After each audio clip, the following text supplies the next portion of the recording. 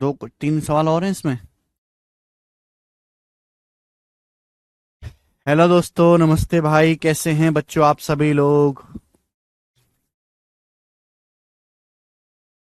Good evening. कैसा महसूस कर रहे हैं भाई आप लोग? अच्छा लग रहा है? तो मेरे प्यारे भाई, हम आपको पढ़ा रहे मेंसुरेशन में चतुर्भुज। चतुर्भुज में भी स्क्वायर, इसके बाद मैं आपको पढ़ाऊंगा रेक्टेंगल। अब मैंने कल आपको स्क्वायर की थ्योरी पढ़ा दी थी, बहुत छोटी सी शीट है, इसमें 22-23 सवाल हैं। अब 2021 मेंस का ये वाला क्वेश्चन आप मुझे करके बताएंगे। जल्दी से कमेंट्स में फटाफट बताएं। 2021 मेंस का ये वाला सवाल बहुत गजब का क्वेश्चन पूछा गया था। काफी सारे बच्चे इस सवाल को कर ही नहीं पाए थे। देखते हैं कि आप में से कितने बालक इस क्वेश्चन को कर पाते हैं। बोला गया है कि एक स्क्वायर एबीसीडी में विकर्ण एसी और बीडी एक दूसरे को पॉइंट ओ पर काटते हैं। एक स्क्वायर एबीसीडी में, सवाल के अनुसार एक स्क्वायर एबीसीडी में डायगोनल एसी और बीडी एक दूसरे को पॉइंट ओ पर काटते हैं। इस प्रकार से मेरे दोस्ते वर्ग है A B C D. A B C D, ठीक है। अब ये विकर्ण एसी और बीडी एक दूसरे को यहां काटते हैं पॉइंट ओ पर। ऐसा मैं नहीं कह रहा, सवाल बोला गया है। आगे बोला गया कि कौन सी ए बी का समद्विभाजक, कौन सी ए बी का समद्विभाजक बीडी और बीसी से क्रम से पॉइंट एफ और जी पर मिलता है। तो मेरे प्यारे भाई ये देखो, ये है कौन सी ए बी जो कि 45 डिग्री का है। अब इसका जो बाइसेक्टर है, इस कौन सी ए बी का जो बाइसेक्टर है, बाइसेक्टर का मतलब ये एंगल बाइसेक्टर है मेरे प्यारे भाई, ये एंगल बाइसेक्टर है। कोण सीएबी का बाइसेक्टर है, समद्विभाजक। ये दोनों कोण बराबर बराबर हैं, 22.5 डिग्री के। 45 है, ये 45 का आधा, 22.5 डिग्री है। तो कोण सीएबी का समद्विभाजक जो है, इस साइड बीडी से मिलता है पॉइंट एफ पर, साइड बीडी से पॉइंट एफ पर मिलता है, और साइड बीसी से मिलता है यहां पर पॉइंट जी पर, पॉइंट जी पर मिलता है। तो आपसे पूछा ओएफ से सीजी का रेशियो क्या है। लंबाई ओएफ है और ये सीजी है। ओएफ से सीजी का रेशियो क्या है ये आपको बताना है। करके बताओ मेरे दोस्तों, इस सवाल का क्या आंसर है ओएफ से सीजी का रेशियो। और फटाफट फटाफट करने की कोशिश करिएगा, बताएं, जल्दी से बताओ।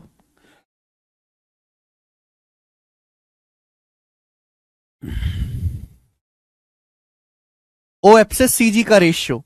तो देखिए मेरे प्यारे भाई, मुझको इसी ट्राइंगल में काम करना है, मुझे इस पूरे स्क्वायर की जरूरत ही नहीं है। मुझे तो इस वाले राइट एंगल ट्राइंगल में ही काम करना है। या छोड़ो, कर देख लेते हैं, जरूरत पड़ेगी तो देख लेंगे। ये बताएं मुझे इस सवाल में ओएफ से सीजी का रेशियो बताना। मेंस के पेपर का प्रीवियसर का पूछा हुआ सवाल है, देखते हैं कितने बालक इस सवाल को कर पाएंगे। ओएफ कहां है, ये लेंथ जो है ओएफ है। सीजी कहां है, ये जो लेंथ है यहां से यहां तक की मेरे प्यारे बच्चे, ये लेंथ सीजी है। और आपको इन दोनों का क्या बताना है, इन दोनों का आपको अनुपात बताना है। जल्दी से इस सवाल का आंसर बताएंगे। सर स्क्रीन घिल मिलाता है, नहीं भाई रितीश, स्क्रीन तो एकदम क्लियर है। ओएफ सीजी का रेशियो बताना है, हैं जी, जल्दी से जवाब देंगे।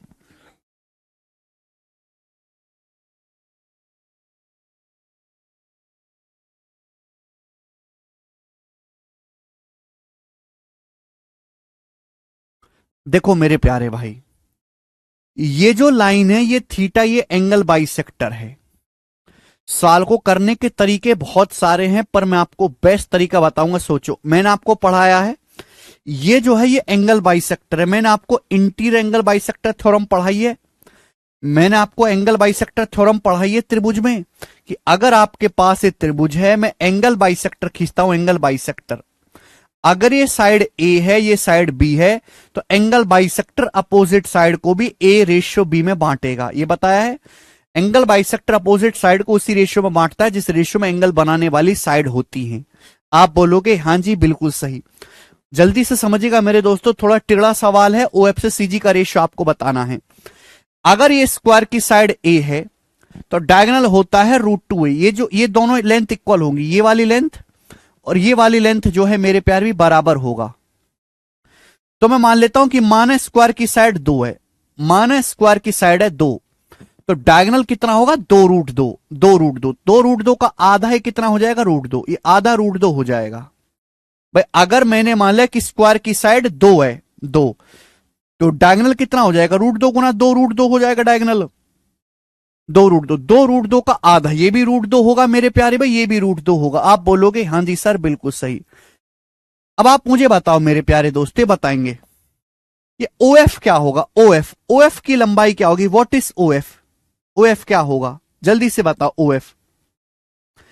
OF कौन से ट्राइंगल में आ रहा है, इस ट्राइंगल को देखो OAB को, OAB ट्राइंगल को देखो, एंगल बाइसेक्टर है, ये एंगल बनाने वाली साइड है 2, ये √2, एंगल बनाने वाली साइड है 2 सेंटीमीटर √2 सेंटीमीटर। एंगल बनाने वाली साइड का रेशियो क्या है, अगर मैं √2 से 2 का अनुपात लेता हूं, इन दोनों का अनुपात लेता हूं, वो 1:√2।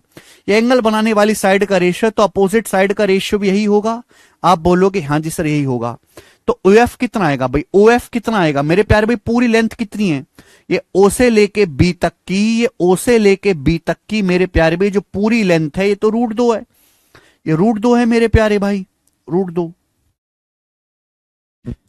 भाई। चारों लेंथ ये √2 है, ये √2 है, OB भी √2, OD भी √2, √2 का OF कितना, एक पार्ट √2 का 1/1 प्लस √2, ये आ जाएगा OF मेरे प्यारे भाई। आगे चलेंगे, इसी तरीके से अब मुझे निकालना है मेरे प्यारे भी CG, मुझे OF से CG का रेशियो लेना है, ठीक ना। सारा सवाल रेशियो का है, इंटीरियर एंगल बाइसेक्टर थ्योरम का यहां पे इस्तेमाल होगा। CG क्या होगा, आप जानते हैं मेरे दोस्तों कि ये कितना है 2√2, ये कितना है 2, ये एंगल बाइसेक्टर अपोजिट साइड को यहां पे जाके मिल रहा है, तो एंगल बनाने वाली साइड क्या होंगी, साइड है 2√2, ये साइड है 2, रेशियो कितना आएगा √2:1, रेशियो कितना आएगा √2:1। तो देखिए मैंने इस स्क्वायर की साइड को 2 माना था कि माना स्क्वायर की साइड 2 है, 2 क्यों माना कि अगर मैं इसको 2 मानूंगा तो 2√2 हो जाएगा, 2√2 का आधा करना आसान है।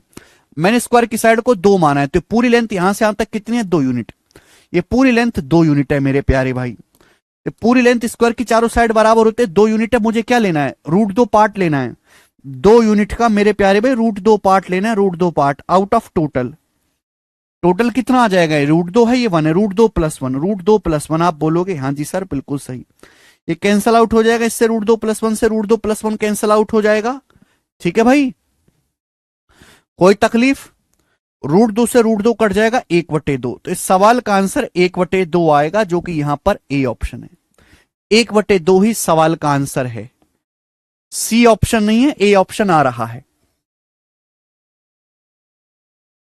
भाई OF की लंबाई निकालूंगा, √2 यूनिट है, √2 में से अगर ये रेशियो 1:√2 का है, इन दोनों का अनुपात 1/2 है, तो इन दोनों का अनुपात भी 1:√2 होगा। √2 में से 1 यूनिट निकालना, आउट ऑफ 1 + √2, पूरी लेंथ है 2 यूनिट, 2 यूनिट का क्या लेना है √2/√2+1, एक कैंसल आउट हो जाएगा, √2 को 2√2 से डिवाइड करेंगे, 1/2 इसका आंसर है, ठीक है जी। जिसको नहीं समझ में वो स्किप कर दीजिए, एक ही बार सवाल आया, दोबारा इसके आने के चांसेस कम हैं। आगे चलेंगे, अगला सवाल है नेक्स्ट क्वेश्चन आपके सामने, बहुत ही अच्छा सवाल है वाला, बहुत बहुत अच्छा सवाल बनाए। स्क्वायर है आपके पास जी, एक स्क्वायर ABCD है, एक वर्ग ABCD है, बोला है वर्ग ABCD की भुजा AB BC CD DA पर पॉइंट EFGH है, और EFGH भी एक स्क्वायर है जिसका एरिया स्क्वायर ABCD एरिया का 62.5% है। तो मेरे दोस्तों समझिए कि ये स्क्वायर है ABCD, स्क्वायर ABCD है, बोला भुजा AB पर पॉइंट E है, BC पर F है, CD पर G है और AD पर H है। इस प्रकार है कि EFGH भी स्क्वायर, इसकी चारों भुजाओं पर पॉइंट EFGH इस प्रकार है कि ये EFGH भी एक वर्ग है, और EFGH का एरिया स्क्वायर ABCD के एरिया का 62.5% है। EFGH का जो एरिया है स्क्वायर ABCD के एरिया का 62.5% है, और जो साइड CG है वो EB से लंबी है। CG जो है ये लाइन बड़ी इंपॉर्टेंट है, सीजी जो है वो ईबी से लंबी है।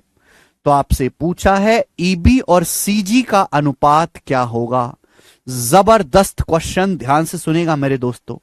ये वर्ग एबीसीडी है, इसकी चारों भुजाओं पर पॉइंट ईएफजीएच इस प्रकार हैं, और मेरे भुजा सीजी जो है वो ईबी से लंबी है, यानी कि ईबी छोटी है। तो पॉइंट ई कहां पे ले लेते हैं, यहां पर पॉइंट ई मैंने यहां पे ले लिया। मैंने आपको सिखाया कि बड़ा छोटा पैटर्न चलता है।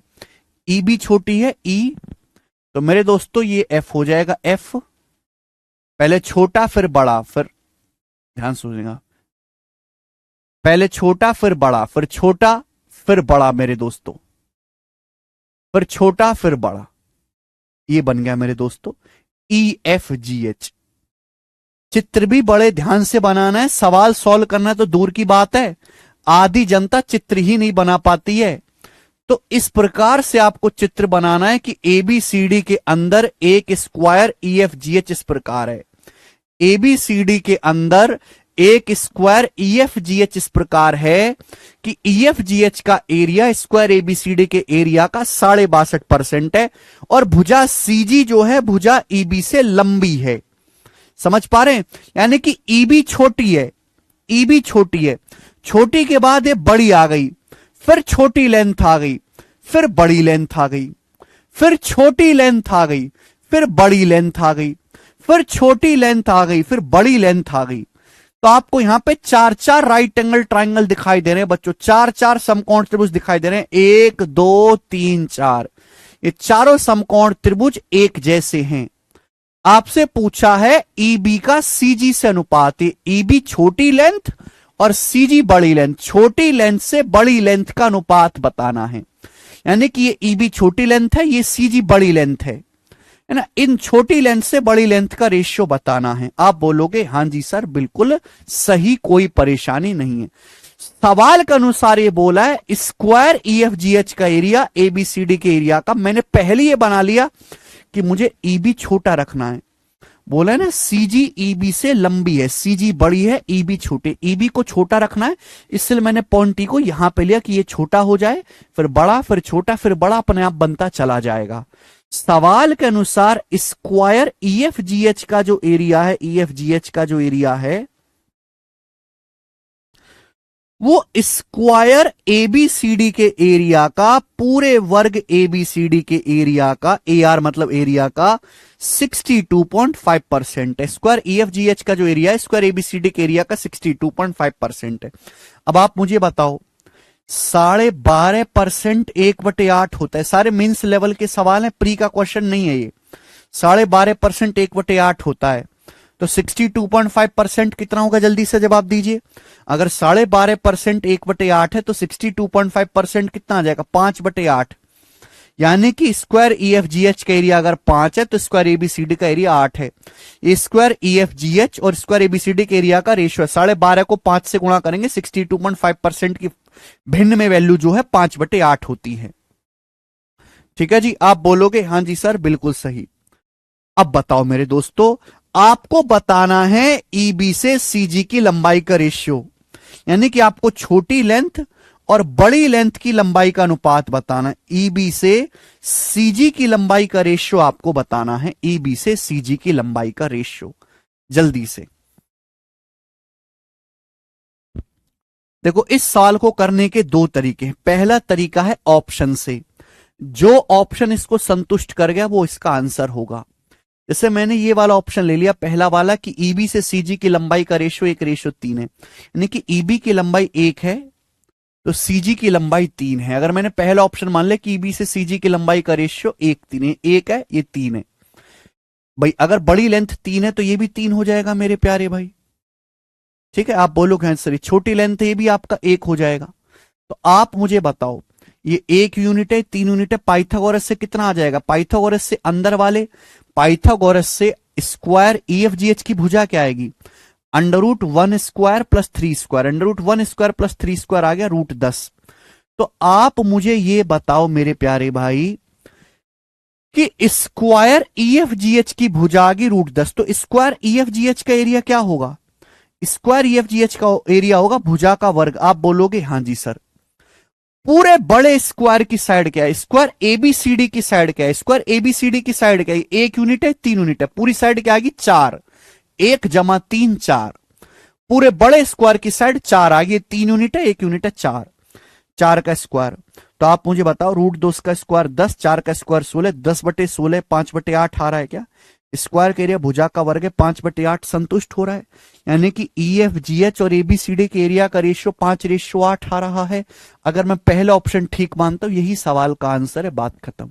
मुझे सवाल को आगे करने की जरूरत ही नहीं है। सर रेशियो कैसे निकाला श्रेया जी? 62.5% को भिन्न में 5/8 कहते हैं, परसेंटेज में मैं पढ़ा चुका हूं, ये मैं बताऊंगा। 12.5% 1/8 होता है, 12.5 का 5 गुना 62.5% है, तो 62.5% को 5/8 कहेंगे। मुझे लगता है मेरे सारे भाइयों को बहुत अच्छी तरीके से समझ में आया है। ऑप्शन वाला तरीका इस साल को करने का सबसे बेस्ट है, सबसे बेस्ट तरीका कि भाई ये 1:3 है, मैंने मान लिया कि 1 यूनिट है, 3 यूनिट, 1 यूनिट है, ये 3 है, तो भाई ये भी 3 होगा, बड़ी लेंथ है 1, पूरे बड़े स्क्वायर की साइड 4 हो जाएगी, पाइथागोरस से इस वाले की √10 हो जाएगी, √10 स्क्वायर 4 स्क्वायर 5:8 बिल्कुल सेटिस्फाई हो रहा है, ये आंसर हो जाएगा। हाँ, अगर बच्चों आप इस सवाल को सॉल्व करना चाहते हैं, अगर आप इस सवाल को सॉल्व करना चाहते हैं तो कैसे करेंगे, मैं आपको वो भी बता दे रहा हूं कि भाई सर हम ऑप्शन से नहीं करना चाहते, हम तो चाहते हैं कि पूरा सॉल्व हो, तो कैसे होगा? तो मेरे प्यारे भाई, मुझे इस सवाल में क्या निकालना है? मुझे इस सवाल में EB से CG का रेशियो निकालना है। क्या निकालना है? EB से CG का रेशियो। मुझे छोटी लेंथ और बड़ी लेंथ की लंबाई का रेशियो निकालना है मेरे प्यारे भाई, ठीक है ना? तो मेरे दोस्तों आप ऐसे मान लीजिए, मुझे रेशियो निकालना है। बच्चे क्या करेंगे, दो वेरिएबल मानने लगेंगे, वो कहने लगेंगे कि माना ये वाली लेंथ x है, ये वाली लेंथ y है, ये वाली लेंथ y है, तो पाइथागोरस से कितना आ जाएगा? पाइथागोरस से आ जाएगा भी √x² + y²। पाइथागोरस से कितना आ जाएगा? √x² + y²। मैंने मान लिया कि ये y है और ये मेरे दोस्तों बड़ी वाली लेंथ x है, तो या फिर ऐसे भी उल्टा भी मान सकते हैं कि माना छोटी लेंथ x है और ये CG, ये बड़ी लेंथ मेरे दोस्तों y है ना, तो ये भी y हो जाएगा मेरे दोस्तों, छोटी लेंथ ही x हो जाएगा। तो पाइथागोरस से कितना आ जाएगा मेरे दोस्तों? √x² + y²। यही होगा। आप बोलोगे हाँ जी सर पाइथागोरस से यही आएगा, तो जब आप यहां पे पाइथागोरस लगाओगे, ये आ गया। आप बताओ छोटे स्क्वायर EFGH की साइड क्या? स्क्वायर EFGH की साइड है √x² + y², साइड है, तो एरिया क्या होता है? एरिया होता है साइड का स्क्वायर, √x² + y² का स्क्वायर करेंगे, ये आएगा। आप बोलोगे हाँ सर बड़े स्क्वायर की साइड क्या? बड़े स्क्वायर की साइड है x + y, तो बड़े स्क्वायर का एरिया क्या आएगा? x + y का स्क्वायर, x + y का स्क्वायर। मेरे प्यारे भाई यहां दोनों स्क्वायर के एरिया का रेशियो 5/8 दिया है, 5/8 दिया है। स्क्वायर EFGH और स्क्वायर ABCD के एरिया का रेशियो 5:8 दे। बड़े स्क्वायर की साइड क्या आ जाएगी? x + y तो होगी, यहां से यहां तक पूरी लेंथ x + y। एरिया क्या होता है? वर्ग का भुजा का वर्ग। तो मेरे दोस्तों यहां से इक्वेशन बन जाएगी, और इस इक्वेशन को सॉल्व करके आप x से y का रेशियो निकालेंगे, ये आपका पूरा कैलकुलेशन हो जाएगा। मुझे नहीं लगता इसको करने की जरूरत है, बेस्ट है ऑप्शन से चेक करो, इसका बेसिक तरीका हो जाएगा, ठीक है ना? मेंस लेवल का सवाल है, प्री का क्वेश्चन नहीं है। मैंने आपको दोनों तरीके से सवाल समझाया है, ऑप्शन से भी समझाया है, और मैंने आपको ये सवाल XY मान के भी बताया है, लेकिन बेस्ट है कि आप इस सवाल को ऑप्शन से करो। इन सवालों को वही बच्चा समझ पाएगा जिसको पीछे का सब कुछ आता हो। अगर आपने पीछे का नहीं पढ़ा है, आप थ्योरम भूल चुके हो, तो ये सवाल आपके बस की करना नहीं है। जब आपको सब कुछ पीछे का आता होगा तो ही ये सवाल कर पाओगे, हलवा नहीं है इन सवालों को करना। आगे चलेंगे, अगला क्वेश्चन सवाल नंबर 8। कोई मजाक नहीं है, सड़क छाप सवाल नहीं है, सड़क छाप।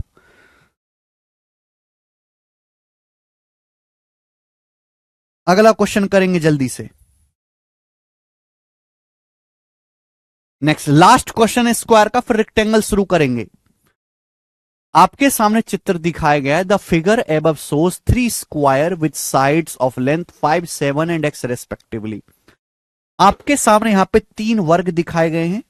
इन वर्ग की भुजाएं 5, 7 और x.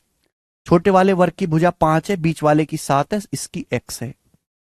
If A B C lies on the same line, देखो ये स्क्वायर के जो कोने हैं, स्क्वायर के जो तीनों कोने ए बी और सी एक ही लाइन पर आ रहे हैं। ये जो स्क्वायर के तीनों कोने एक ही लाइन पर आते हैं। तो आपसे पूछा है एक्स का मान क्या है, एक्स की वैल्यू आपसे पूछी है, करके बताएं। मैं चित्र को बड़ा कर दूं। सभी को समझ में आ गया दोस्तों? सवाल सभी को समझ में आ गया पढ़ने से? ठीक है जी। सवाल में यह बोला गया है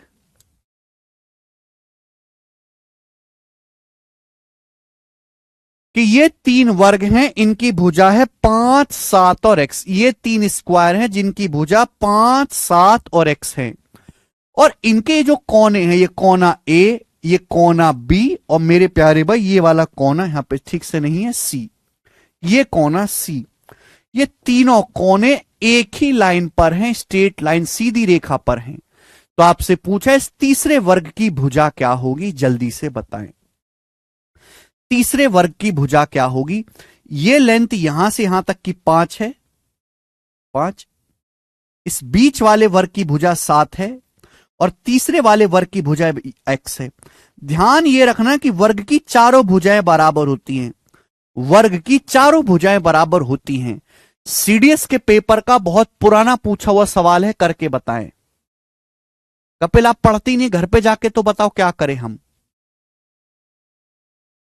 ये 5 है, 7 है, एक्स है, जल्दी से बताओ, सोचो, सोचिए मेरे प्यारे भाई। देखो ये जो चीज आपको दे रखी है कि ये तीनों कोने ए बी सी एक लाइन पर हैं, इसका कुछ ना कुछ इस्तेमाल करना पड़ेगा। अगर आप यहां पर गौर से देखें तो आपको 2-2 समकोण त्रिभुज, 2-2 राइट एंगल ट्राइंगल दिखाई दे रहे हैं। बताओ बच्चों, ये एंगल कितने का है? 90 डिग्री का। ये एंगल कितने डिग्री का है? 90 डिग्री का। ये कोण भी कितने डिग्री का है? 90 डिग्री का। बस मुझे देखते ही पता चल गया कि भाई 2 राइट एंगल यहां पे दिखाई दे रहे हैं, और ये दोनों राइट एंगल ट्राइंगल एक दूसरे के सिमिलर यानी कि समरूप हैं। अगर आप ध्यान से देखो कि ये वाला एंगल थीटा है, तो ये वाला एंगल भी थीटा है। ये दोनों ही ट्राइंगल सिमिलर हैं, समरूप हैं। और जब ये दोनों ट्राइंगल सिमिलर है, समरूप है, तो करस्पॉन्डिंग साइड का अनुपात सेम होगा। सिमिलर करस्पॉन्डिंग साइड का अनुपात सेम होगा। भाई ये भुजा 5 है तो ये भी 5 है, ये 7 है तो बच्चों ये भी 7 है। मैं आपसे जानना चाहूंगा कि ये लेंथ कितनी है, ये वाली लेंथ कितनी, यहां से यहां तक, ये वाली लेंथ कितनी है, ये वाली लेंथ यहां से यहां तक। हम आपसे जानना चाहेंगे कि ये लेंथ कितनी है यहां से यहां तक। जल्दी से बताओ कपिल, जल्दी से बताओ। वर्ग की चारों भुजाएं बराबर होती हैं। अगर ये भुजा 7 है तो ये वाली भुजा भी 7 है, 7। ये 5 है तो ये 7 - 5 2 बचा। भाई अगर इस बीच वाले वर्ग की भुजा 7 है तो ये पूरी लेंथ ये भी तो 7 होगी, यहां से यहां तक पूरी 7 होगी। छोटे वाले वर्ग की भुजा 5 है, 5 होगा, तो 7 में से 5 घटाएंगे, 2 बचा कि नहीं? 2 बचा। छोड़ दीजिए रिया, ठीक है ना। आप में से 90% बालकों के बस की नहीं है सवाल करना, छोड़ दीजिए, 2 आ जाएगा। आप मुझे बताओ मेरे प्यारे भाई कि ये वाली लेंथ कितनी आएगी, ये वाली लेंथ कितनी आएगी। हर कोई जानता है कि इस वर्ग की भुजा x है, तो ये भी तो x ही होगा, ये भी तो x ही होगा मेरे दोस्तों। वर्ग की चारों भुजाएं बराबर होती, ये भी तो x ही होगा। ये पूरी लेंथ यहां से यहां तक x होगी। इसकी भुजा 7 है, 7 होगा।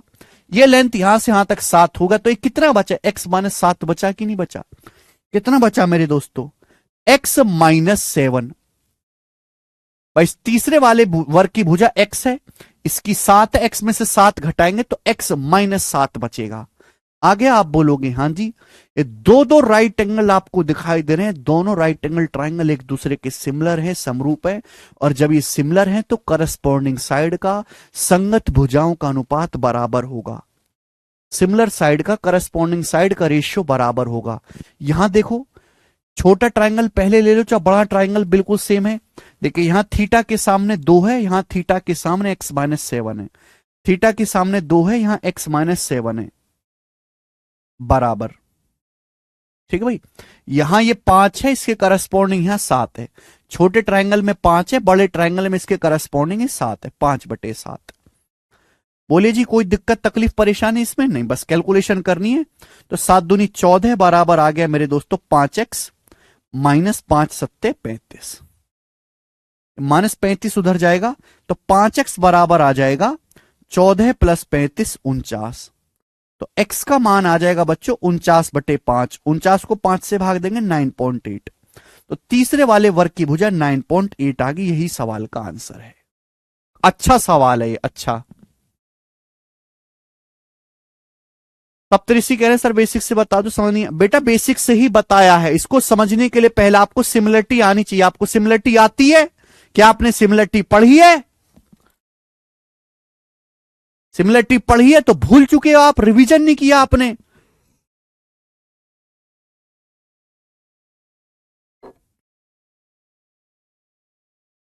जैसी मैंने ये बोला इसमें कि दो राइट एंगल ट्रायंगल दिखाई दे रहे एक दूसरे के सिमिलर हैं, तो जो बच्चा समझदार होगा जिसने सिमिलरिटी पढ़ी होगी वो ये सवाल खुद से ही कर लेगा, मुझे बताने की जरूरत ही नहीं है। समरूप त्रिभुज है तो करस्पॉन्डिंग साइड का रेशियो बराबर हो जाएगा।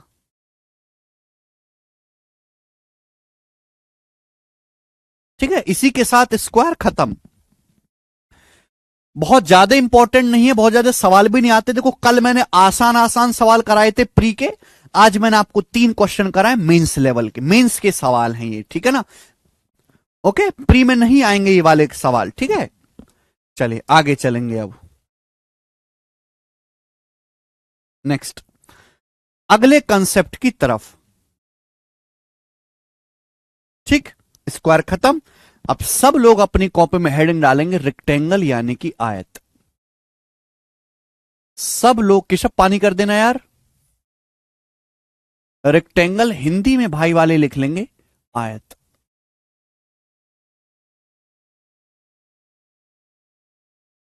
चलिए दोस्त, रेक्टेंगल या आयत क्या होता है? बचपन से ही आप देखते आ रहे हो, एक ऐसा चतुर्भुज जिसके चारों कोण 90 डिग्री होते हैं। एक ऐसा चतुर्भुज मेरे प्यारे भाई जिसके चारों कोण 90 डिग्री होते हैं, चारों कोण 90 डिग्री होते हैं, बट चारों भुजाएं बराबर नहीं होती, केवल आमने सामने की ही भुजाएं बराबर होती हैं। हम उसको आयत कहते हैं, रेक्टेंगल कहते हैं। जैसे कि बच्चों हमने आपके सामने बनाया है ABCD, एक रेक्टेंगल एक आयत। मेरे दोस्तों ध्यान से सुनना, समझिएगा। ये एक आयत है ABCD। आयत मतलब एक ऐसा चतुर्भुज जिसके चारों कोण 90 डिग्री के होते हैं। एक ऐसा चतुर्भुज जिसके चारों कोण 90 डिग्री के होते हैं। स्क्वायर में और रेक्टेंगल में फर्क है भाई, स्क्वायर के भी चारों कोण 90 डिग्री के होते हैं, रेक्टेंगल के भी चारों कोण 90 डिग्री के होते हैं, लेकिन स्क्वायर की चारों भुजाएं बराबर होती हैं, रेक्टेंगल की चारों भुजाएं बराबर नहीं होती। आयत में केवल आमने सामने की भुजाएं बराबर होती हैं। मैं अगर कहता हूं मेरे दोस्तों कि ये साइड आपकी स्मॉल ए है या एल है, ये साइड आपकी स्मॉल एल है, तो ये भी स्मॉल एल होगी। मैं कहता हूं मेरे प्यारे बच्चों कि ये साइड आपकी स्मॉल बी है, तो ये वाली साइड भी आपकी स्मॉल बी होगी। ठीक है मेरे प्यारे बच्चों, बात समझ में आ गई? ठीक है, किसी को कोई समस्या? आप बोलोगे नहीं सर कोई भी समस्या नहीं है, एकदम आसान सी बात है। ये है मेरे प्यारे बच्चे आपके सामने आयत, अलग कलर से लिख देते हैं भाई। ये स्मॉल एल है तो ये भी स्मॉल एल है, ये स्मॉल बी है तो बच्चों ये भी स्मॉल बी है।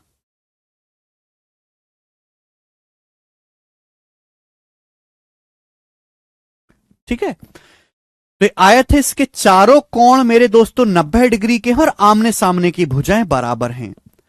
स्टूडेंट अगर आयत का क्षेत्रफल यानी कि एरिया आपको निकालना हो, बताओ तो आयत का क्षेत्रफल कैसे निकालते हैं? बचपन से पढ़ते हुए आ रहे हैं कि सर आयत का क्षेत्रफल होता है लंबाई गुणा चौड़ाई, एल गुणा बी। आयत का क्षेत्रफल होता है लंबाई गुणा चौड़ाई, एल गुणा बी। ऑर्डर में लेते हैं कपिल, एक बड़ा एक छोटा, एक बड़ा एक छोटा, एक बड़ा एक छोटा, इस तरीके से। अगर हमें आयत का पेरीमीटर यानी कि परिमाप निकालना है तो आयत का परिमाप क्या होता है? परिमाप शब्द से ही क्लियर है, परिमाप का मतलब है चारों ओर की माप, चारों ओर की बाउंड्री, चारों ओर की बाउंड्री। तो आयत का परिमाप क्या होगा? देखो L जमा L 2L, B जमा B 2AB 2B, 2L plus 2B, twice of L plus B, twice of L plus B। ये आ गया मेरे प्यारे बच्चों। आप बोलोगे हाँ जी सर। तो आयत का परिमाप है, कपिल मैंने कल भी समझाया था तुमको, ध्यान नहीं दिया। इधर देखो, अब नहीं देख सकते। सवाल को ढंग से पढ़ोगे कपिल, सवाल में ही लिखा हुआ है कि कहां बड़ा लेना है कहां छोटा लेना है। सवाल को ढंग से पढ़ो आप, ठीक है। तो परिमाप हो गया twice of L plus B। अब आयत के अगर हम विकर्ण की बात करें, आयत के विकर्ण, विकर्ण क्या होता है? आमने सामने के शीर्षों को मिलाने वाली लाइन। जैसे बच्चों मैं A से C को मिलाऊंगा, ये क्या है बच्चों? ये आयत का विकर्ण है। आप हमें एक बात बताएं कि ये एंगल कितने डिग्री का है बच्चे? ये एंगल कितने डिग्री का है? 90 डिग्री का। 90 डिग्री का कोण है। तो आप मुझे बताओ कि पाइथागोरस थ्योरम से विकर्ण AC की लंबाई क्या आएगी? पाइथागोरस थ्योरम से विकर्ण AC की लंबाई क्या आएगी? पाइथागोरस थ्योरम से ये L है, ये B है। मैं पाइथागोरस लगाऊंगा तो विकर्ण AC की जो लंबाई आएगी, विकर्ण AC की जो लंबाई आएगी मेरे दोस्तों, वो √L square plus B square होगी। √L square plus B square होगी। √L square plus B square Pythagoras से। ठीक है, यहां तक कोई समस्या? पाइथागोरस थ्योरम से आया है। अगर इसी तरीके से प्यारे बच्चों में BD को मिलाता हूं तो ये आयत का दूसरा विकर्ण है। गौर से देखा जाए तो विकर्ण BD की लंबाई भी यही आएगी, यानी कि आयत के दोनों विकर्ण बराबर होते हैं। विकर्ण AC और विकर्ण BD दोनों की लंबाई बराबर होती है। डायगोनल्स जो हैं आयत के दोनों इक्वल होते हैं। आयत के दोनों विकर्ण बराबर होते हैं और उनकी लंबाई क्या होती है? √L square plus B square, √L square plus B square, √L square plus B square, √L square plus B square. Clear है? आप बोलोगे हां जी सर बिल्कुल सही बात, क्लियर है। ठीक है ना? आयत के दोनों ही विकर्ण मेरे दोस्तों यहां बराबर होते हैं।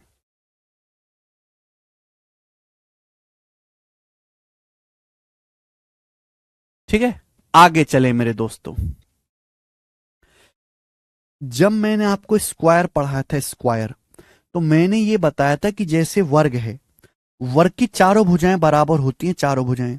अगर हम वर्ग का विकर्ण खींचते हैं तो वर्टेक्स एंगल को बाइसेक्ट करता है। तो ये दोनों भुजाएं बराबर हैं तो दोनों कोण भी बराबर बराबर हो जाएंगे, 45-45 डिग्री के।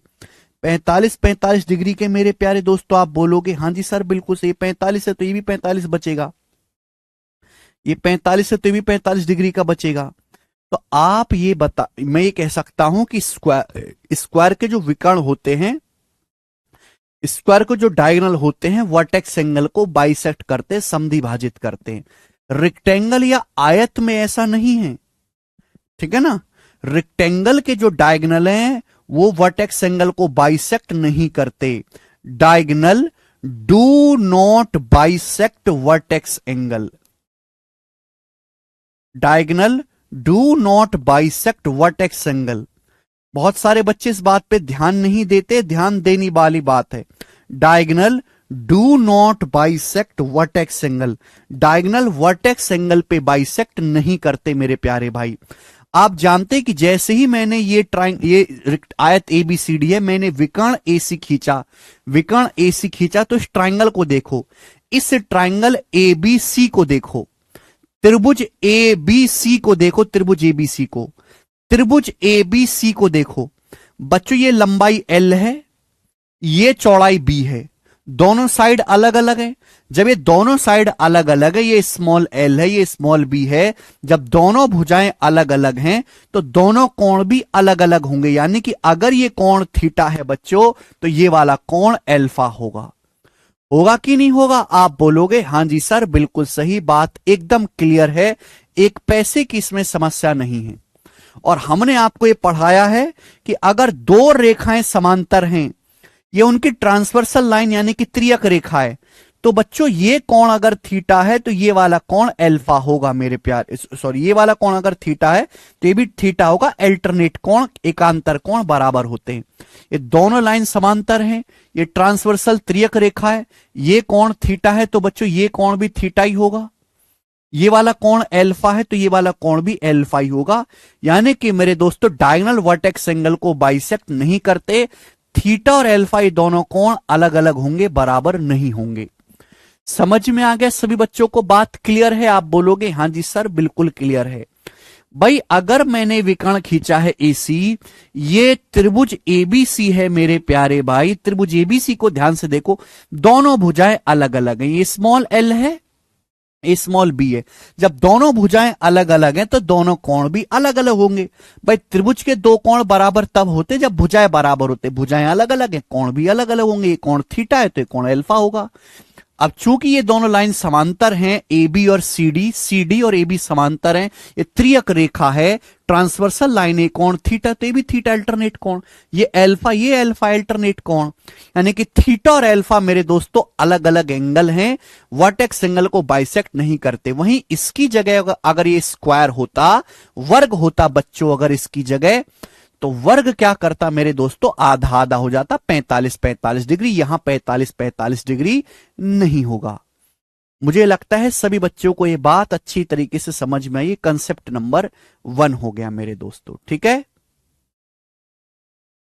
चलिए यहां तक किसी बच्चे को कोई समस्या? अगला कंसेप्ट देखते हैं। अगला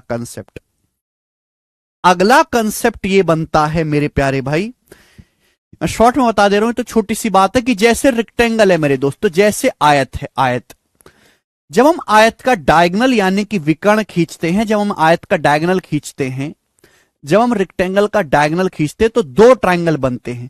इन दोनों ही ट्रायंगल का एरिया बराबर होगा। इन दोनों ट्रायंगल का एरिया बराबर होगा। अगर इसका एरिया A है तो इसका एरिया भी A ही होगा, दोनों का एरिया बराबर होगा। रेक्टेंगल का, आयत का जो विकर्ण है, दोनों एरिया को बराबर भागों में बांटता है। आयत का जो विकर्ण है वो आयत को दो बराबर एरिया वाले त्रिभुजों में बांटता है। साफ साफ दिखाई दे रहा है, ठीक है बच्चों? आप बोलोगे हां जी सर बिल्कुल सही। स्टूडेंट्स, आयत के दोनों विकर्ण AC और विकर्ण BD दोनों की लंबाई बराबर है। ये दोनों विकर्ण एक दूसरे को सपोज यहां काटते हैं पॉइंट O पर, यहां काटते पॉइंट O पर। अगर गौर से देखा जाए तो आमने सामने वाले त्रिभुज कॉन्ग्रुएंट यानी कि सर्वांग सम है। अगर गौर से देखा जाए, अगर गौर से देखा जाए मेरे प्यारे भाई, तो आमने सामने वाले त्रिभुज सर्वांग सम है। ये वाला त्रिभुज इसके सर्वांग सम है, कॉन्ग्रुएंट है, और ये वाला जो त्रिभुज है मेरे प्यारे भाई इसके कॉन्ग्रुएंट है, सर्वांग सम। आमने सामने वाले त्रिभुज जो हैं वो एक दूसरे के कॉन्ग्रुएंट है, सर्वांग सम।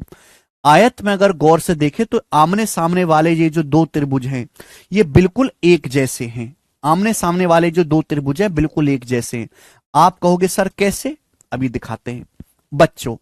ये दोनों लाइन समांतर हैं, त्रियक रेखा है, त्रियक रेखा है, तो बच्चों ये वाला जो कोण है इसके बराबर होगा, अल्टरनेट कोण, और ये वाला जो कोण है मेरे प्यारे भाई ये इसके बराबर होगा, अल्टरनेट कोण। ये कोण इसके बराबर होगा vertically opposite angle.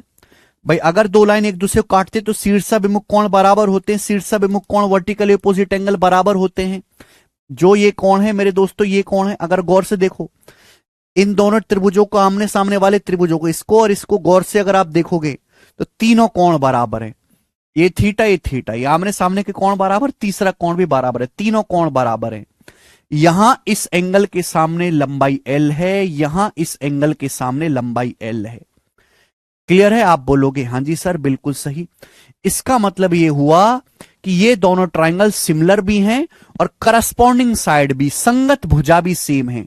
Similar triangle के साथ साथ यहां देखो इसके सामने मेरे प्यारे भाई यहां भी L है, यहां भी सेम कोण के सामने L है, तो संगत भुजा सेम है, तो ये सर्वांग सम हो जाएंगे मेरे प्यारे भाई। और जब ये सर्वांग सम हो जाएंगे तो हर करस्पॉन्डिंग लेंथ सेम होगी। तो बच्चों यहां थीटा के सामने OD है, OD, यहां थीटा के सामने OB है, बराबर होगा कि नहीं होगा मेरे प्यारे भाई? यानी कि ये जो पॉइंट O है ये डायगोनल BD का मिड पॉइंट है। बोलो। आप बोलोगे हां जी सर बिल्कुल सही। ये भी गौर करने वाली बात है कि अगर ये आमने सामने के ट्रायंगल बिल्कुल सर्वांग सम है, यहां थीटा के सामने ओडी है, यहां थीटा के सामने ओबी है, ओबी और ओडी बराबर बराबर हो गए मेरे प्यारे भाई। इसी तरीके से यहां इस एंगल के सामने मेरे प्यारे भाई ओसी है, ओसी, और यहां सेम इसी ग्रीन एंगल के सामने ओए है, यानी कि चारों ही लेंथ बराबर है मेरे दोस्तों। जो लंबाई ओए की है वही लंबाई ओबी की है, वही लंबाई ओसी की है, वही लंबाई ओडी की है। ये चारों लेंथ बराबर बराबर हैं। और क्या है, डायगोनल एसी का आधा। चाहे मैं डायगोनल एसी बोलूं चाहे मैं डायगोनल बीडी बोलूं, दोनों का एक ही मतलब है। क्लियर है? आप बोलोगे हां जी सर बिल्कुल सही, डायगोनल एसी का आधा है एसी बटे 2। तो मैं ये कह सकता हूं कि ये दोनों लेंथ बराबर हैं। बच्चों अगर ये कोण थीटा है तो ये कोण भी थीटा होगा। ये दोनों लेंथ बराबर है, दो भुजाएं बराबर, दो कोण बराबर, ये अल्फा है ये भी अल्फा होगा। ये दोनों भुजाएं बराबर हैं, ये अल्फा है ये भी अल्फा होगा। ये दोनों भुजाएं बराबर हैं, ये थीटा है ये भी थीटा ही होगा मेरे प्यारे दोस्तों। क्लियर? किसी बच्चे को कोई समस्या, कोई तकलीफ? यानी कि मेरे प्यारे भाई आयत के जो विकर्ण हैं एक दूसरे को बाइसेक्ट करते हैं। आयत के जो विकर्ण हैं एक दूसरे को बाइसेक्ट करते हैं। एक कंसेप्ट ये रहा, ये दूसरा कंसेप्ट है। आयत के जो विकर्ण हैं डायगोनल बाइसेक्ट ईच अदर, एक दूसरे को बाइसेक्ट करते हैं, समद्वि भाजित करते हैं। देखो ना, आयत के विकर्ण एक दूसरे को समद्वि भाजित कर रहे हैं।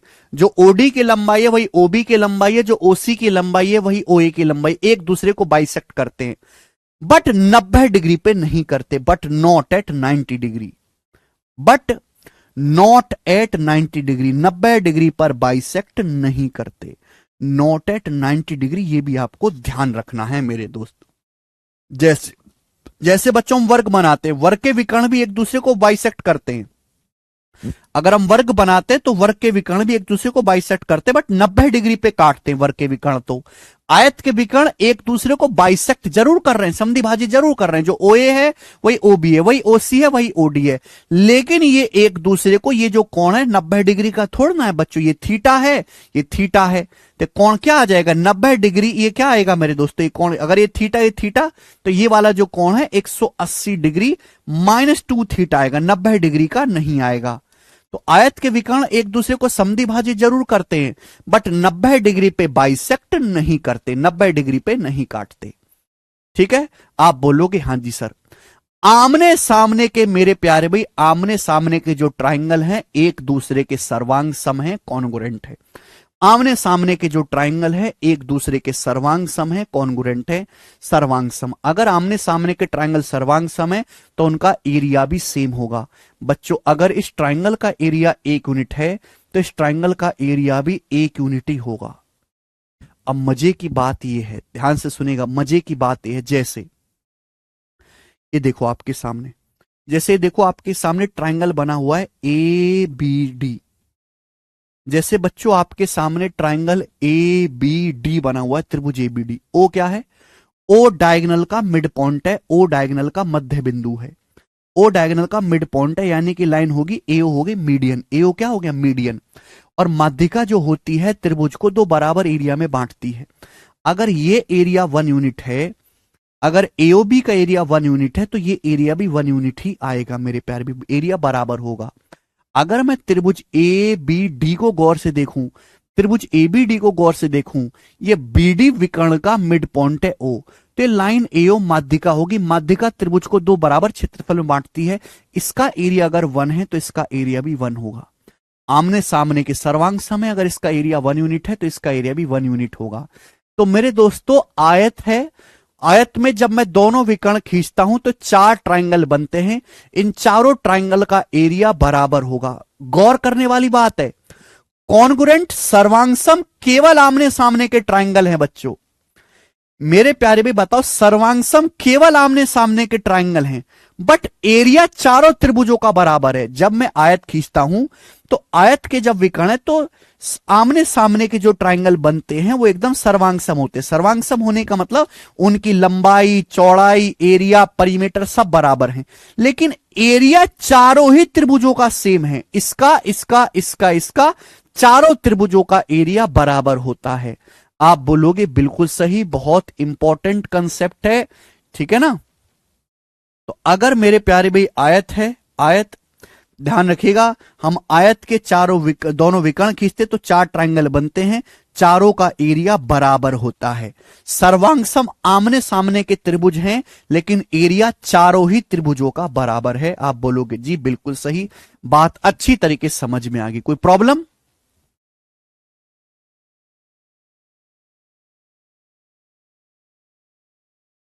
समझ में आया? अगर आपको समझ में आया तो कमेंट में यस लिखेंगे, यस लिखेंगे भाई।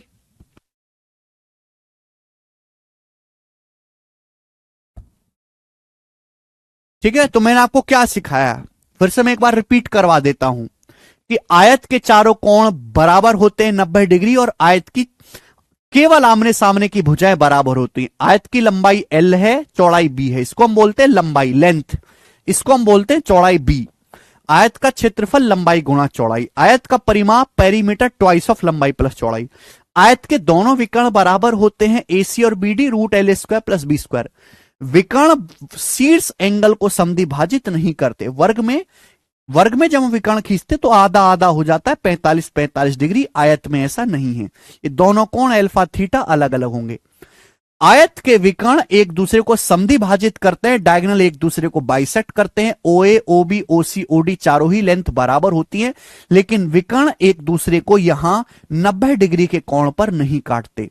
आयत के दोनों विकर्ण खींचने से चार त्रिभुज बनते हैं, चार ट्रायंगल बनते हैं। इन चारों ही ट्रायंगल का एरिया बराबर होता है। मुझे लगता है आपके सारे कंसेप्ट समझ में आए हैं। अब मैंने बात को, हर एक बात को इतना खोल के इतना डिटेल में बता दिया है कि मुझे मेंसुरेशन में नहीं पढ़ाऊंगा चीज दोबारा से, वहां जरूरत भी नहीं, वहां तो केवल फॉर्मूला पता होना चाहिए। पूरे इस फिगर का पोस्टमार्टम कर दिया हमने, चीरहरण, हर एक चीज आपके सामने बहुत क्लियर शब्दों में लिखी हुई है। ठीक है बच्चों, चलिए, तो ये सारी इसकी थ्योरी थी। अब हम इस पर बेस्ड सवाल करेंगे। सवाल आपके सामने आएगा 9वां आयत पे, सवाल नंबर 9 करके बताएं बच्चों। पहला सवाल देखते हैं, इस सवाल को कौन बालक करेगा, सोच समझ के जवाब दें।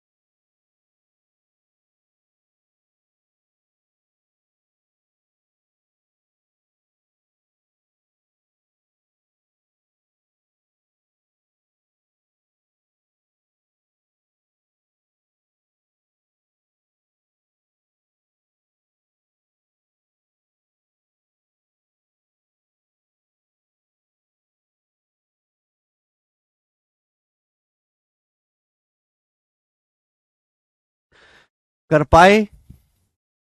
देखो यार, ये तो प्री लेवल का सवाल है, कम से कम ये तो हर बालक को करना चाहिए, है ना। ये तो प्री के क्वेश्चन पूछ रहा हूं। पहले प्री के साल में अगर आपकी हालत खराब हो जाएगी तो आगे जो मैं मींस के सवाल कराऊंगा 5-6 उनको कैसे करोगे? उनमें तो तुम्हारी लंका ही लग जाएगी। बोला एक आयत की लंबाई और चौड़ाई 4:3 के अनुपात में, एक आयत की लंबाई चौड़ाई 4:3 के अनुपात में, लंबाई 4 है तो चौड़ाई 3 है, ऐसा मैं नहीं सवाल कह रहा है। बोला है फिर विकर्ण के हिस्सों एवं लंबी भुजा द्वारा बने त्रिभुज का क्षेत्रफल और विकर्ण के हिस्सों एवं छोटी भुजा द्वारा बने त्रिभुज के क्षेत्रफल का अनुपात क्या होगा? पहले तो सवाल पढ़ो, सवाल को देखते ही सवाल क्वेश्चन का आंसर आ गया 1:1 है भाई। ये आयत है, इसकी लंबाई चौड़ाई का रेशो 4:3 है। मैंने इसके विकर्ण खींचे मेरे प्यार भी। सवाल में क्या बोला है? सवाल में यह बोला गया है तो विकर्ण के हिस्सों व लंबी भुजा द्वारा बने त्रिभुज का क्षेत्रफल, तो ये विकर्ण के हिस्से हैं, ये विकर्ण के हिस्से हैं और ये लंबी भुजा है, ये विकर्ण के हिस्से और ये लंबी भुजा, इसका क्षेत्रफल और विकर्ण के हिस्से और छोटी भुजा द्वारा बने त्रिभुज का क्षेत्रफल। ये विकर्ण का हिस्सा है मेरे प्यारे भाई, ये देखो ये दोनों विकर्ण के हिस्से हैं और ये छोटी भुजा है, छोटी भुजा। इस त्रिभुज का क्षेत्रफल, इन दोनों के क्षेत्रफल का अनुपात पूछा था। विकर्ण का हिस्सा इस्तेमाल किया गया है और छोटी भुजा का इस्तेमाल किया गया है। अभी तो समझाया कि दोनों एरिया बराबर होता है आयत में। जब ये दोनों एरिया बराबर होगा, अभी 1 सेकंड पहले ही तो समझाया लल्लू लाल 1:1, तो सवाल का आंसर क्या होगा? 1:1 आ जाएगा, 1:1 आ जाएगा। बताओ, आप चित्र नहीं समझ बना पा रहे। एग्जाम में चित्र बना के तो देगा नहीं, क्योंकि एग्जाम आपका फूफा नहीं है। समझ में आया? बोलो।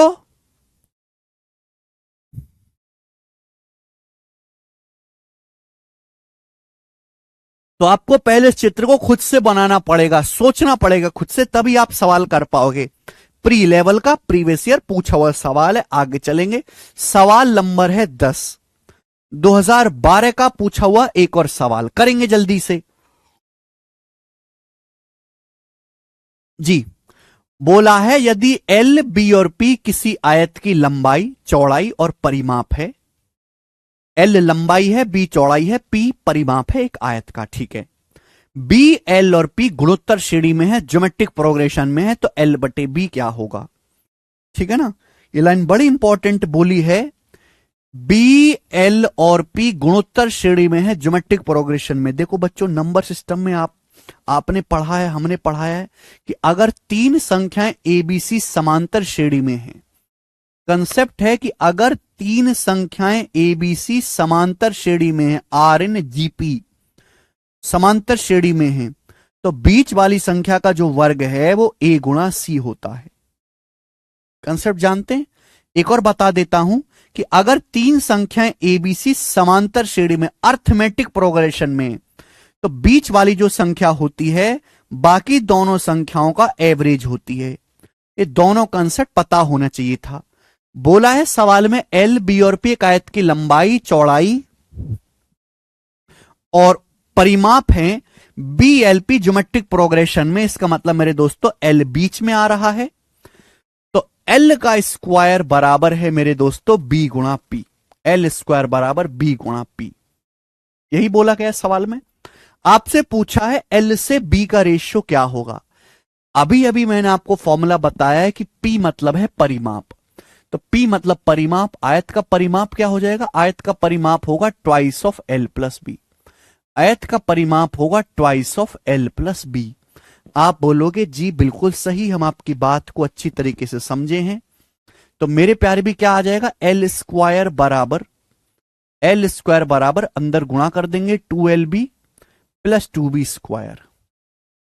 एल स्क्वायर बराबर 2LB प्लस 2B स्क्वायर। आप बोलोगे जी बिल्कुल सही मेरे दोस्त, ठीक है ना। कई रास्ते, या तो आप यहां से क्वाड्रेटिक इक्वेशन द्विघात समीकरण सॉल्व कर लो फॉर्मूला लगा के, या पूर्ण वर्ग बना लो मेरे प्यार भी। 2LB को इधर ले आते हैं, जो 2LB है इसको हम इधर ले आते हैं लेफ्ट साइड में, माइनस का 2LB, L square minus 2LB बराबर 2B स्क्वायर। बोलो, मेरी नजर बाज की तरह क्लियर है, क्योंकि मुझे एल से बी का रेशियो निकालना है। बताइए कैसे करेंगे? देखो ये एल स्क्वायर माइनस 2LB है।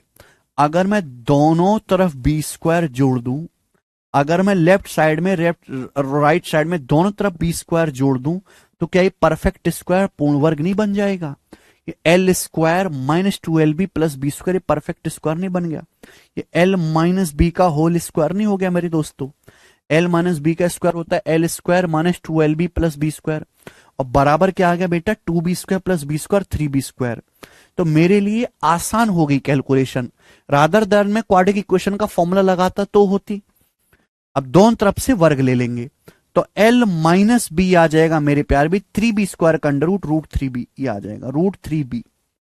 माइनस बी उधर चला जाएगा तो पॉजिटिव हो जाएगा, तो एल बराबर है, माइनस बी उधर चला जाएगा, बी कॉमन, एल बराबर आ जाएगा √3+1B। ये एल बराबर आ गया। आपसे पूछा है एल से बी का अनुपात, एल बटे बी आपसे पूछा, एल बटे बी, बी नीचे आ जाएगा तो एल बटे बी आ गया √3+1। एल बटे बी आ गया √3+1, जो कि हमारा सी ऑप्शन है, लंबाई से चौड़ाई का रेशियो √3+1। बहुत अच्छा सवाल है।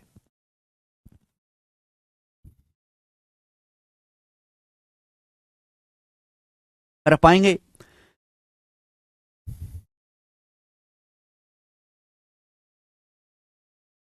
जरूरत नहीं है दिलीप उसकी पढ़ने की, आता ही नहीं ज्यादा वो पेपर में। बताएं अगला सवाल, सवाल नंबर 11 करिए जी।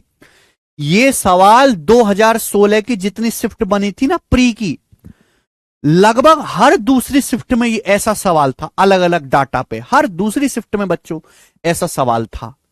करके बताएं इसका क्या आंसर है बच्चे, सभी लोग बताओ। प्री के सवाल है मेरे प्यार में, 2016 की हर दूसरी शिफ्ट में सवाल था। बोला है ए EADF एक आयत है, EADF ये एक आयत है, और इसके अंदर इस तरीके से त्रिभुज बना है, त्रिभुज ABC बना है। बोला ए की लंबाई बी 22 है, बीई की लंबाई 6 है, ये बीई 6 है, CF 16 है, CF की लंबाई 16 है, ये BF 2 है। तो आपसे पूछा है, पूछा क्या, जो चीज आपसे पूछे वो बड़ी इंटरेस्टिंग है। पूछा है AB और BC के मिड पॉइंट को मिलाने वाली रेखा की लंबाई क्या होगी? साइड AB और साइड BC के मिड पॉइंट को मिलाने वाली रेखा की लंबाई आपसे पूछा है। तो ये सवाल मिड पॉइंट थ्योरम का है। क्वेश्चन सॉल्व करने के लिए AC निकालना है, यहां से AC में सवाल को बड़ा कर दूं, मैं सवाल को थोड़ा सा बड़ा कर देता हूं जिससे आपके चित्र साफ साफ दिखाई दे। सवाल के अनुसार AB भुजा AB और BC के मिड पॉइंट को मिलाने वाली रेखा की लंबाई पूछी है। क्योंकि आयत है तो आमने सामने की भुजाएं बराबर होंगी बच्चों। अगर ये 22 है तो ये भी 22 होना चाहिए, ये 16 है 6 आ जाएगा, 16 6 22। बच्चों ये 6 2 8 है, अगर ये आयत की चौड़ाई 6 जमा 2 8 है तो ये भी 8 आ जाएगा 8। अब बताओ ये 8 है 6 है तो कितना आ जाएगा? 10 आ जाएगा, 6 8 10 ट्रिपलेट है 90 डिग्री। और अभी आपसे पूछा क्या, बोला है साइड AB के मिड पॉइंट और साइड BC के मध्य बिंदु को मिलाने वाली, साइड AB और BC के मिड पॉइंट को मिलाने वाली रेखा की लंबाई ये आपसे पूछा है। आप जानते हैं ट्राइंगल ABC में दो भुजाओं का मिड पॉइंट है, तो इसकी जो लंबाई होगी, तीसरी भुजा है 10, 10 का आधा होगी 5, और 5 ही सवाल का आंसर था बी ऑप्शन। बताओ कुछ दम है इस सवाल में? नहीं।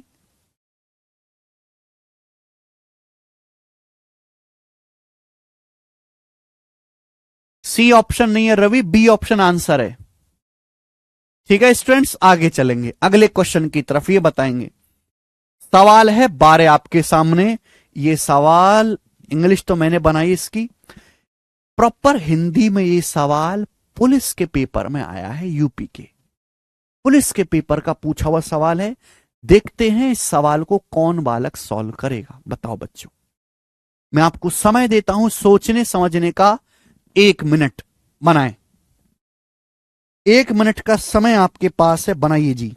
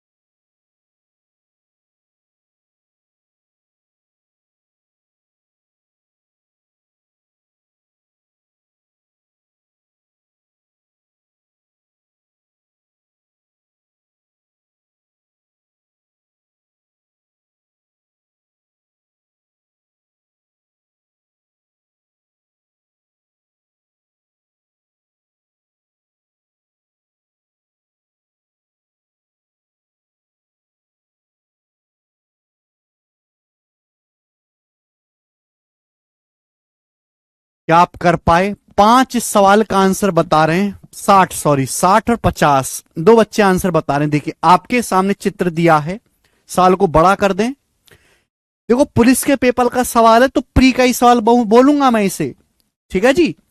बोला ए बी प्लस ए सी बराबर 5 AD, ए बी प्लस ए सी क्या है? डायगनल। ए बी और ये प्लस ए सी जो है एडी का 5 गुना है। अच्छा एडी क्या है? एडी बीसी तो है, मैं ऐसे लिख लेता हूं, एडी जो है, AD is nothing but BC. AD जो है वो कुछ और नहीं है मेरे दोस्तों, वो बीसी है ही, बीसी। यानी कि इन दोनों का जो योग है, ए बी और ए सी का जो योग है वो बीसी का, साइड बीसी का 5 गुना है। ठीक, आगे बोला है एसी और एडी का डिफरेंस 8 है, एसी का और एडी का डिफरेंस 8 है। छोड़ो ये ऐसे करने का, साइड एसी का और एडी का जो डिफरेंस है 8 है मेरे प्यारे भाई। तो आपसे पूछा आयत का क्षेत्रफल क्या होगा, आयत का क्षेत्रफल क्या होगा। तो देखिए इस सवाल को अगर बेसिक से करना है तो आपको ये मानना पड़ेगा भाई, बेसिक से करना है तो इक्वेशन पे इक्वेशन कि माना आयत की लंबाई एल है, चौड़ाई बी है, एक इक्वेशन ये दे रखी है, एक इक्वेशन ये दे रखी है, दोनों को सॉल्व करो और आधे घंटे में उत्तर आएगा। दूसरा कि आपको साफ साफ दिखाई दे रहा है कि सवाल के आंसर इंटीजर है, तो यहां पे ट्रिपलेट सेट किया गया होगा, कोई ना कोई ट्रिपलेट। जो सवाल सॉल्व होगा वो यहां से सॉल्व होगा। एसी माइनस एडी 8 है। एसी क्या है बच्चों? डायगनल यानी कि विकर्ण। एडी क्या है? आयत की चौड़ाई।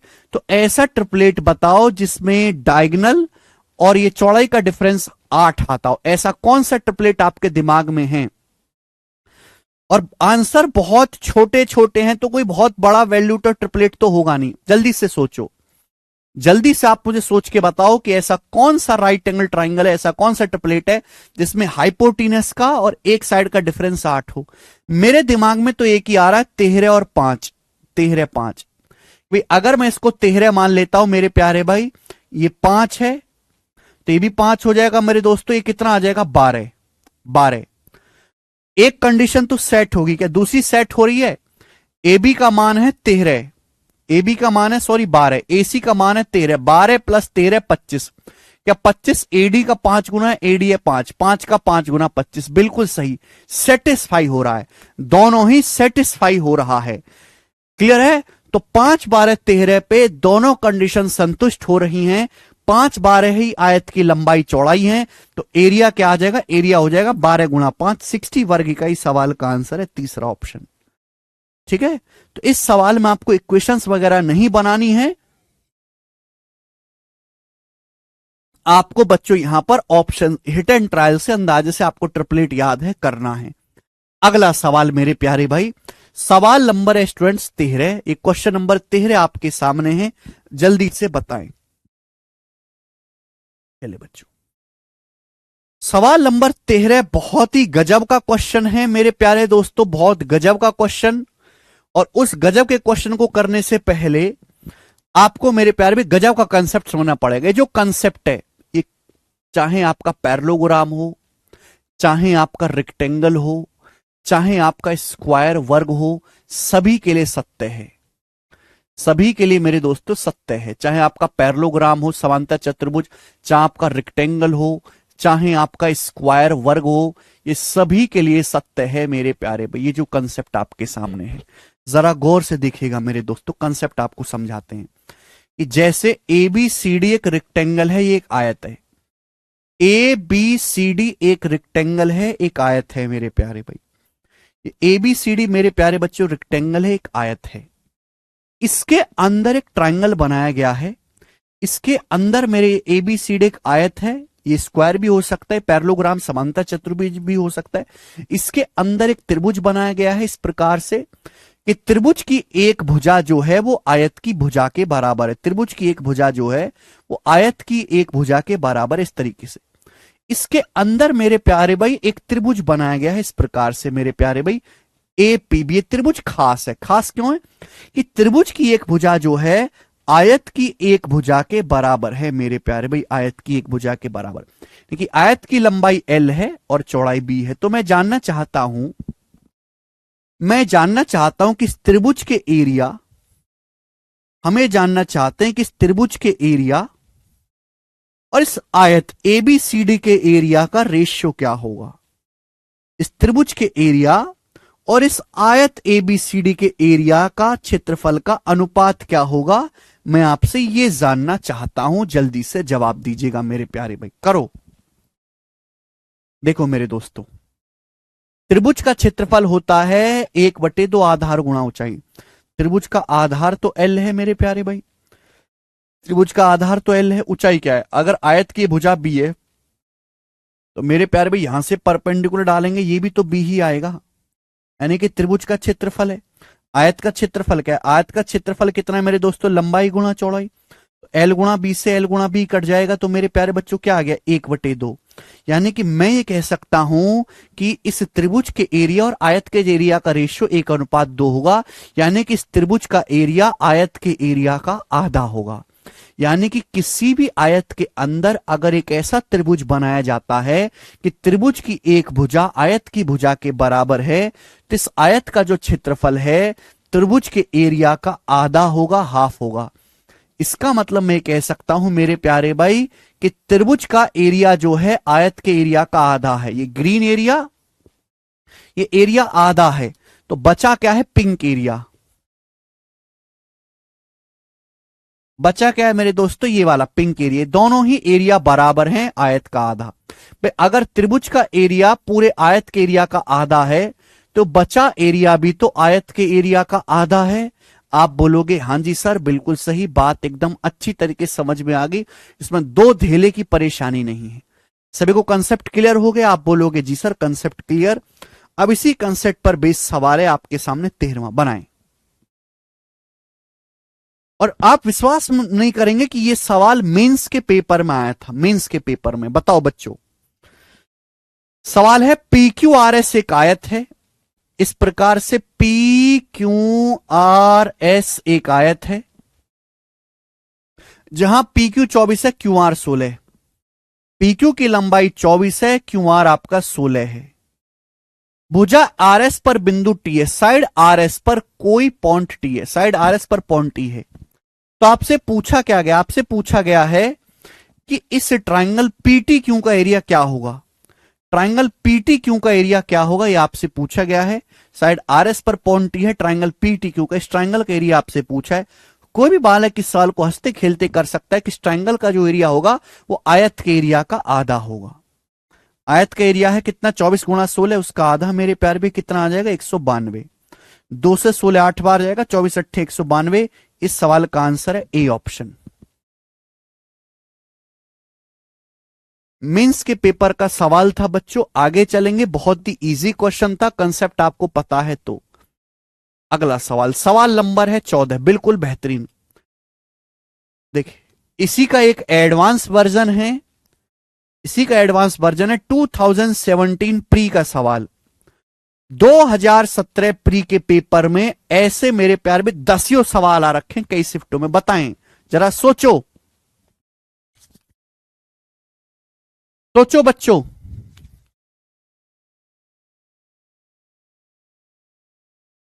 दिए गए आंकड़ों में ABCD का आयत है, आपके सामने ABCD का आयत है।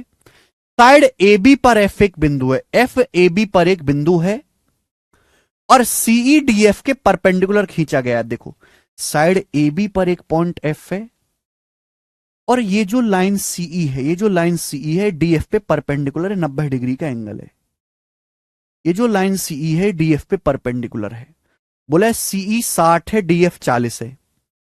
CE की लंबाई 60 है, ध्यान सुनिएगा, CE की जो लंबाई है वो 60 है और DF की जो लंबाई है वो 40 है। C मतलब ये परपेंडिकुलर की लंबाई मेरे दोस्तों 60 है और जो DF है, DF मेरे प्यारे भी 40 है। DF आपका 40 है, ये 90 डिग्री का एंगल है। तो आपसे पूछा आयत का क्षेत्रफल बताओ, आयत का क्षेत्रफल। ठीक है ना, सभी को क्वेश्चन समझ में आ गया? क्वेश्चन ये है कि DF की ये आयत है, साइड AB पर पॉइंट F है, DF की जो लंबाई है 40 है, सामने वाले वर्टेक्स से परपेंडिकुलर डाला गया, CE की लंबाई 60 है। आयत का क्षेत्रफल बताओ। तो बच्चों, मैंने अभी अभी आपको एक कंसेप्ट समझाया है कि अगर मैं इसको यहां से मिला दूंगा तो ये जो ट्राइंगल बनेगा, ट्राइंगल DFC, ये जो त्रिभुज आपको दिखाई दे रहा है त्रिभुज डीएफसी, डीएफसी, इस त्रिभुज का क्षेत्रफल क्या होगा बच्चों? त्रिभुज का क्षेत्रफल होता है 1/2 आधार गुणा ऊंचाई। अगर मैं भुजा 40 को बेस मानता हूं तो सामने वाले वर्टेक्स से हाइट है 60। अगर मैं 40 को आधार मानता हूं, है भाई, डीएफसी को देखो, साइड डीएफ पता है 40, सामने वाले वर्टेक्स सी से ऊंचाई 60 है। तो मेरे प्यारे भाई त्रिभुज का क्षेत्रफल आ गया।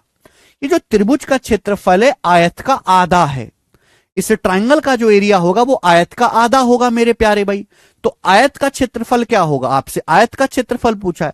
आयत का जो क्षेत्रफल होगा वो त्रिभुज के एरिया का दुगना होगा। इसका डबल कर दीजिए, आगे आयत का क्षेत्रफल 2 से 2 कट गया, यानी कि 2400।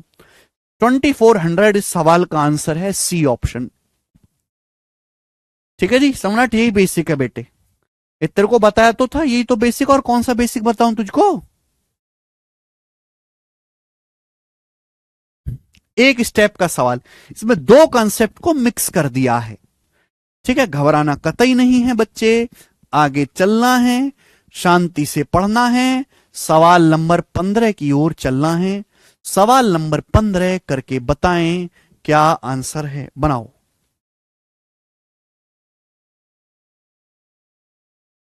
जल्दी।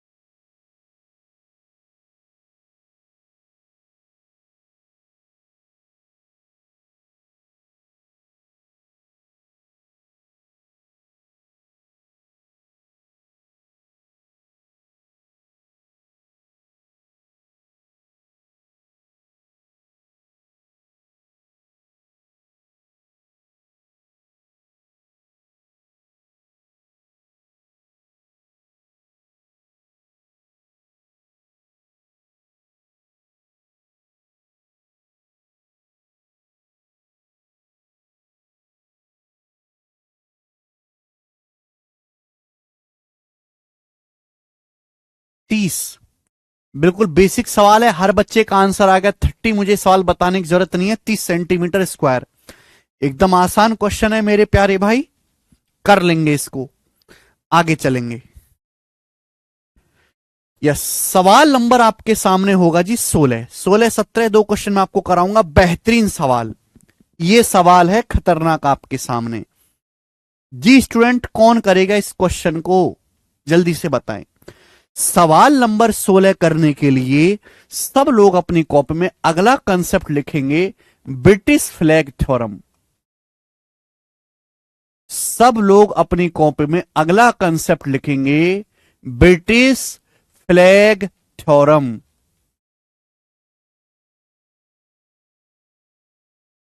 ठीक है बच्चे, बोलो कोई परेशानी? आप कहोगे सर ये क्या है, हमारे इंडियन फ्लैग की थ्योरम बताओ।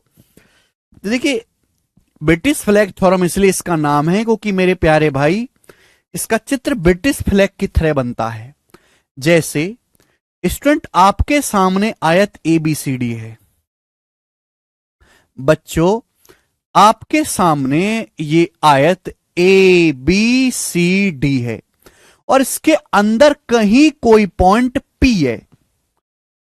P is any point, P is any point inside rectangle ABCD. P is any point inside rectangle ABCD। तो भाई ये आयत ABCD है मेरे प्यारे भाई, और इसके अंदर कहीं कोई पॉइंट P है। तो मैंने पॉइंट P से चारों वर्टेक्स को, चारों शीर्षों को मिलाया। मैंने पॉइंट P से चारों वर्टेक्स को, चारों शीर्षों को मिलाया। पॉइंट P कहीं भी हो सकता है।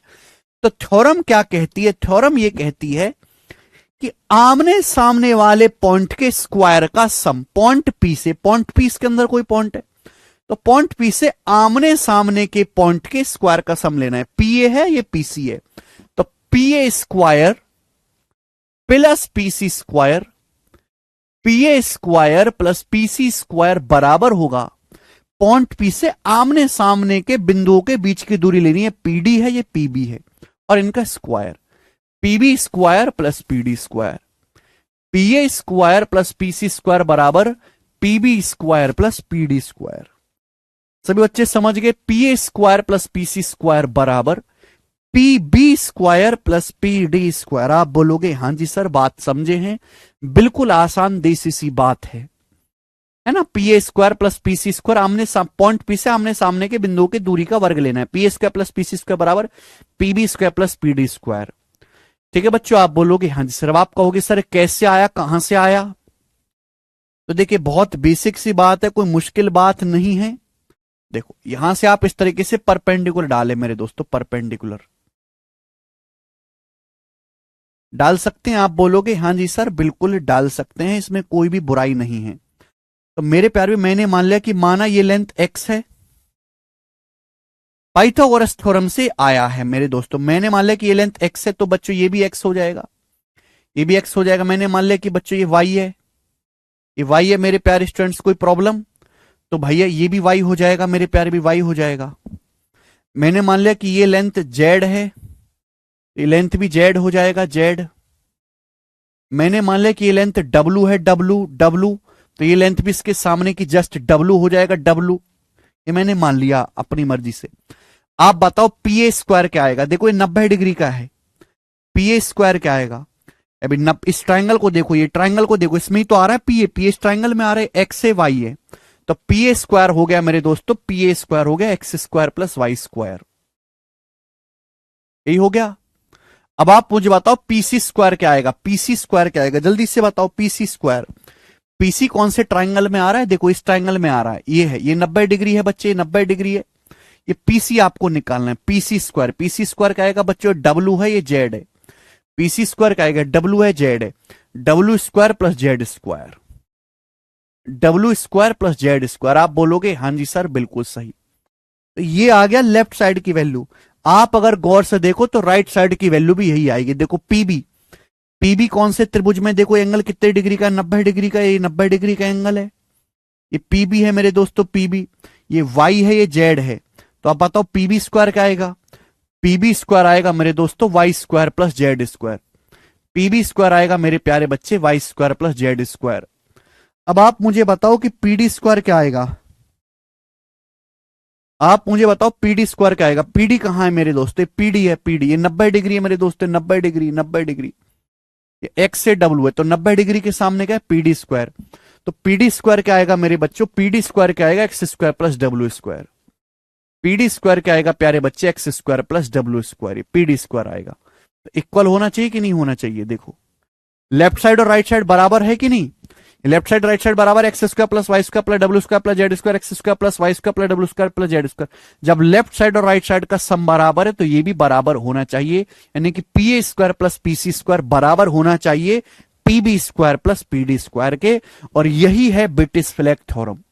आप कहोगे सर फायदा क्या है इसका, पेपर में सवाल कैसे आता है? आपको बच्चों इसमें से कोई 4 वैल्यू देगा, स्टूडेंट आपको इसमें से 4 वैल्यू है, आपको इसमें से कोई 3 वैल्यू देगा और आपसे चौथी वैल्यू पूछ लेगा। विकास का डाउट है कि सर पी को कॉमन लेके काट भी सकते हैं क्या?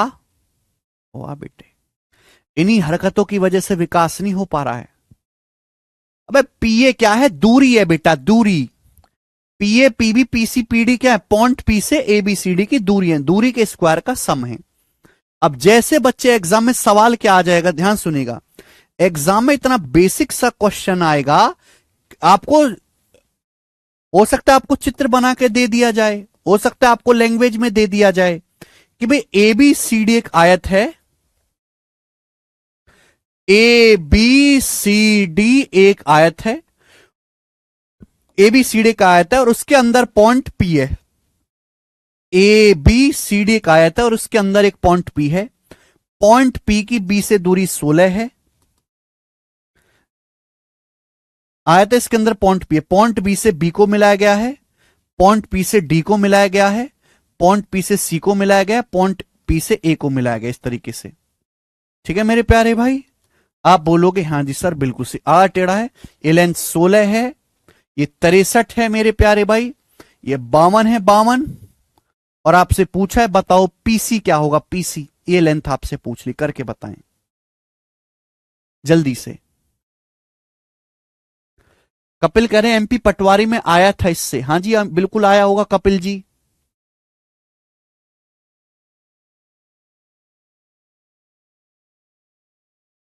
एबीसीडी एक आयत है, इसके अंदर पॉइंट पी है, पॉइंट पी से एबीसीडी को मिलाया गया 16 है, पीबी की लंबाई 16 है, पीडी 63 है, पीए 52 है और बच्चों आपसे पीसी पूछा गया है। 3 लेंथ आपको दे दी और स्टूडेंट आपसे यहां पर चौथी लेंथ पूछ ली है।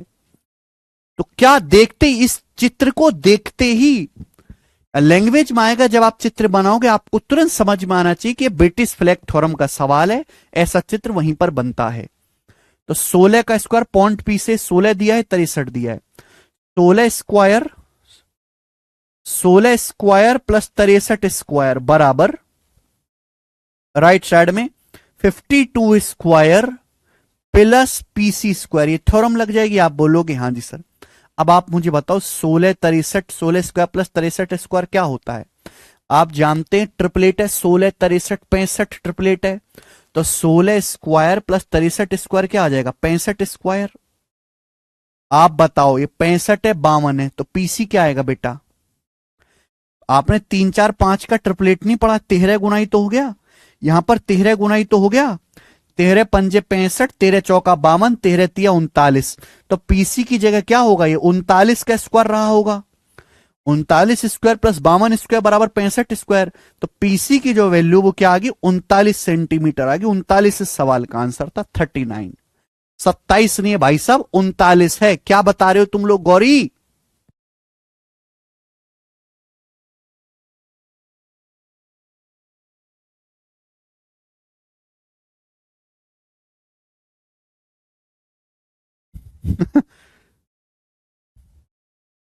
ठीक है ना। 16 स्क्वायर प्लस 63 स्क्वायर बराबर 65 स्क्वायर और 65 स्क्वायर बराबर 52 स्क्वायर प्लस पीसी का स्क्वायर। पीसी जो है यहां पे 3 4 5 का ट्रिपलेट है, 13 गुना है, 13 पंजे 65, 13 चौका 52, 13 तिया 39। तो पीसी 39 रहा होगा। मुझे लगता है आपको समझ में आया है स्टूडेंट्स।